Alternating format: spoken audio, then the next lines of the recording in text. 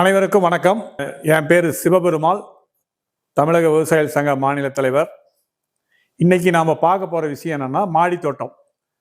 சேலம் மாவட்டம் மட்டும் இல்லை, தமிழ்நாட்டில் நீங்க யார் எங்க இருந்தாலும் சொந்தமா நீங்க மாடி தோட்டம் அமைச்சுக்கிட்டீங்கன்னு சொன்னா ஒரு மாசத்துல குறைஞ்சது ஒரு 10 நாளைக்கு உண்டான காய்கறியை நீங்க உங்க சொந்தத்துக்கு சொந்த இடத்துலயே தயார் பண்ணலாம். எப்படி அப்படின்னா, உதாரணத்துக்கு அந்தந்த யூனியன் ஆஃபீஸில் பார்த்தீங்கன்னாலும் சரி, கார்பரேஷனில் பார்த்தாலும் இது வந்து தோட்டக்கலைத்துறைன்னு சொல்லி அரசாங்கத்தில் இருக்கு.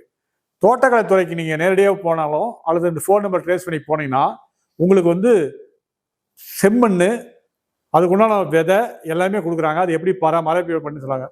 ஒரு 15 அடிக்கு 10 அடி மொட்டை மாடியாக இருந்தாலும் சரி, அல்லது வீட்டுக்கு வெளியே இடம் இருந்தாலும் சரி, ஓப்பன் இருந்தாலும் சரி, அந்த மாதிரி இடத்துல நீங்கள் போட்டிங்கன்னா சொந்தமாக இயற்கையான காய்கறி நீங்கள் வந்து செய்யலாம். நல்ல தண்ணி செம்மண்ணில் அதுக்குண்டான உரத்தெல்லாம் போட்டு நீங்கள் காய்கறி பண்ணிங்கன்னா நல்லாயிருக்கும். அதை நீங்கள் போட்டு பாருங்கள்.